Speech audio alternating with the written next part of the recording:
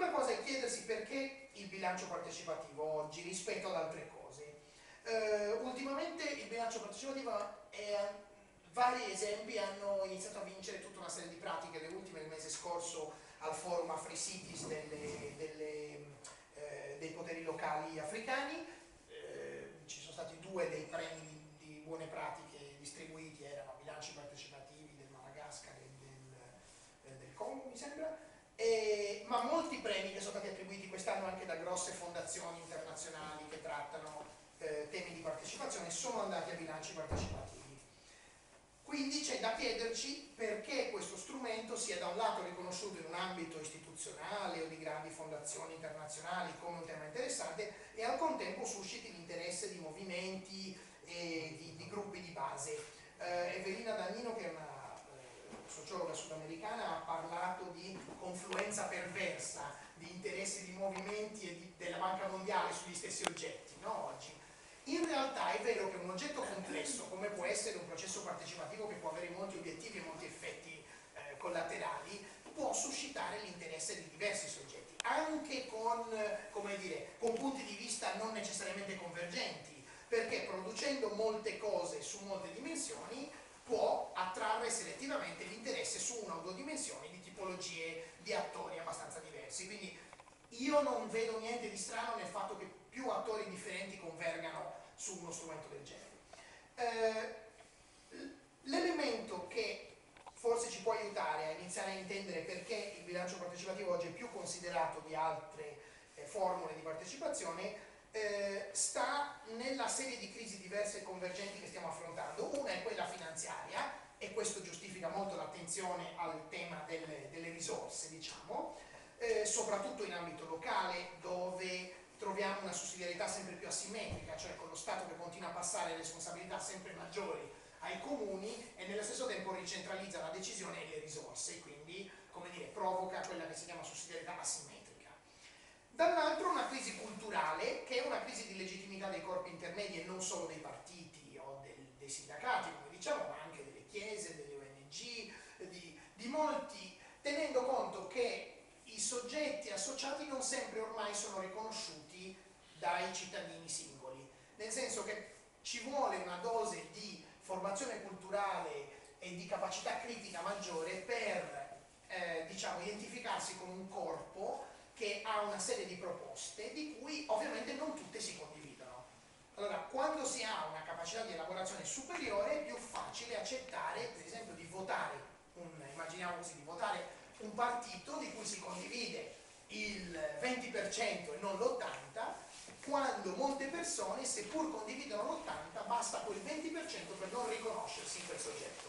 No? Quindi, in questo senso, uno degli elementi di crisi dei corpi intermedi è il fatto non solo di avere meno risorse, meno tempo, ma anche di avere difficoltà a identificarsi con soggetti in cui non ci si riconosce totalmente, no? Ma solo ci sono delle convergenze parziali. E questo avviene chiaramente in una società che anch'essa si trasforma in un ambito più frammentato, individualista e dove i legami sociali tendono a indebolirsi. Dobbiamo anche ricordare che in questi anni sono stati usati una serie di strumenti che noi abbiamo chiamato partecipativi sbagliati, che in realtà non sono strumenti partecipativi. Questa è una cosa che avevo detto anche l'ultima volta che ci siamo incontrati al Fornace, cioè prendiamo per esempio, se qualcuno di voi ha frequentazione con i piani regolatori, no? Il momento di approvazione che è definito di partecipazione, io non lo definisco tale, ma insomma, dei piani regolatori è il momento in cui la bozza del piano viene messa in lettura pubblica e i cittadini hanno una serie di mesi per poter fare delle riflessioni che si chiamano osservazioni al piano, le quali hanno la tendenza a essere di tipo totalmente individuale. Ci sono dei casi rari come nella municipalità quinta di Roma, in cui nel 2004, durante la revisione del piano regolatore, si è tentato di trasformare in una visione collettiva la costruzione delle osservazioni, quindi si sono organizzati nella municipalità dei tavoli con dei tecnici che appoggiavano le persone per scrivere insieme. E una cosa interessante è che mentre a Roma come media il 25% delle osservazioni è stato accolto e il 75% rigettato, in quel quartiere quasi il 50% delle osservazioni è stato accolto. Le osservazioni erano meno, ma erano molto più dense perché erano fatte da gruppi, avevano molte firme sotto, e invece che essere osservazioni del tipo potrebbe ampliare la capacità di costruzione volumetrica sul terreno identificato X2 che corrisponde casualmente a una parcella di mia proprietà, di cui allego foglio di mappa, invece che fare osservazioni di questo tipo c'erano osservazioni, diciamo, che tentavano di identificare dei beni, dei processi comuni, dei luoghi, degli spazi di convergenza di interessi di più persone singole o associate. E questo ha chiaramente prodotto un livello come dire, di percezione diversa anche negli attori politici e tecnici. Io, avendo lavorato come progettista di piani regolatori, ho questa visione dei politici e dei dirigenti che mi dicono: tutto ciò che viene dal dialogo uno a uno lascialo perdere, cioè rispondi che non si può fare, e rispondi in maniera tautologica, cioè non si può fare perché non si può fare, cioè non si può fare perché diciamo quella richiesta viola le regole generali e la filosofia del piano, senza specificare come. Te lo vai a leggere e capisci perché la tua richiesta viola la filosofia del piano. Diciamo, invece che rispondere in questo modo, è stata riconosciuta a queste osservazioni un altro tipo di legittimità, che di solito viene a costruirsi quando la domanda, prima di arrivare alle istituzioni, è negoziata nella società, tra due tipologie diverse: da un lato i cittadini singoli e dall'altro i cittadini e quelli che probabilmente voi oggi rappresentate bene, che sono i corpi intermedi, informali o formalizzati, che non sono solo, come spesso li tendiamo a vedere, spesso dall'ambito politico, come delle lobby, anche dei piccoli gruppi che in qualche modo rivendicano anche uno spazio di potere, ma sono, in questo caso quello che ci interessa, sono soprattutto portatori di saperi, e di saperi spesso molto consolidati, pensando a un'istituzione, non so, ambientalista o che lavora con gli immigrati, che lavora da 30 anni su questo tema e che ha un accumulo spesso di memoria molto superiore a quello delle istituzioni, le quali dal lato tecnico e ancora di più dal lato politico spesso tendono a perdere la memoria in cicli continui, no? Mentre l'associazionismo tende a concentrare un consolidamento di memoria abbastanza ampio. Quindi il bilancio partecipativo tenta di collocarsi in questo ambito, cioè un ambito che tenta di suscitare progetto in un negoziato con la società prima di presentarlo alla politica, in un quadro dove le tecniche diventano sempre più complesse. Anche questo non è un elemento secondario quando parliamo di partecipazione, perché se voi negli anni 80 c'era un famoso grafico di Karen Christensen, una studiosa danese, che metteva in relazione la tensione, il conflitto intorno ai progetti e il riconoscimento delle necessità che erano alla base di un progetto, e diceva tutte le volte che la tecnica in qualche modo ha già delle soluzioni per risolvere quel problema, non necessita fare partecipazione. In realtà oggi le tecniche che abbiamo sono talmente tante che per uno stesso oggetto da risolvere possiamo usare molte tecniche. Allora, e queste tecniche hanno spesso degli impatti di medio-lungo termine completamente differenti. Io faccio spesso un esempio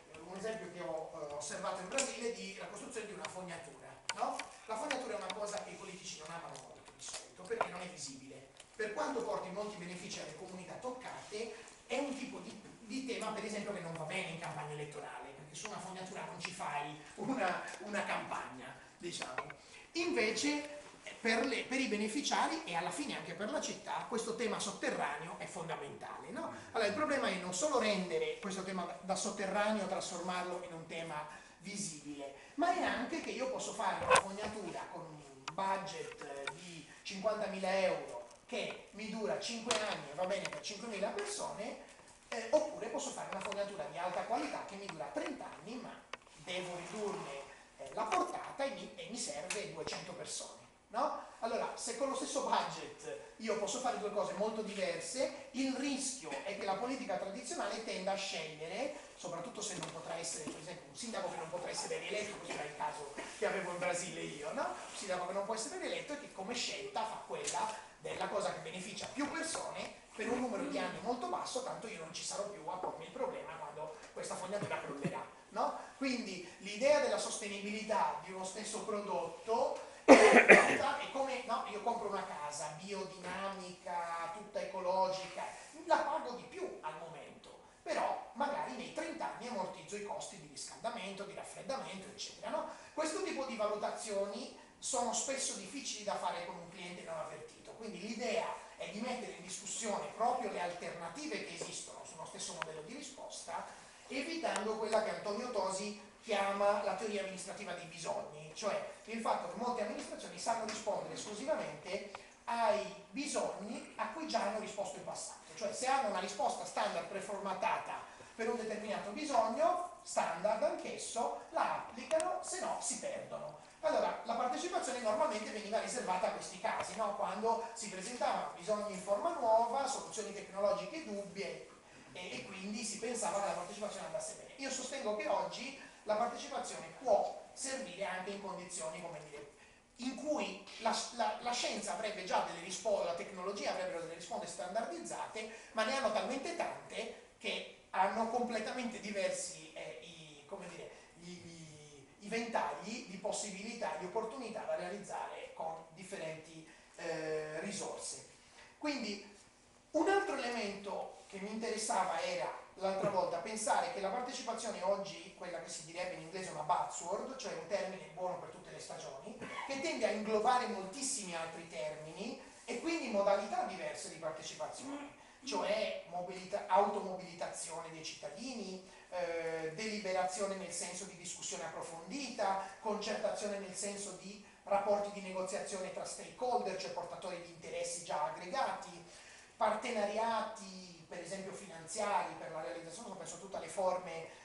del project financing, no? Anche forme economiche che si basano su un partenariato che dura anche su tempi abbastanza lunghi, come può essere nel caso del project, e altre forme, quelle diciamo riconosciute nell'articolo 118,4 della Costituzione italiana del nuovo titolo quinto del 2001, che sono quelle di sussidiarietà verticale, rapporti tra le istituzioni, e orizzontale, rapporti con la società esterna. Allora, io credo che non possiamo che accettare questa confusione, perché volerla definire da puristi ogni volta è passare il tempo a non capirsi, sapere che dentro la partecipazione c'è un pacchetto di cose abbastanza diverse e darsi quella che è la chiarezza su quello che noi vogliamo fare, quale di queste voci sono quelle che ci interessano di più.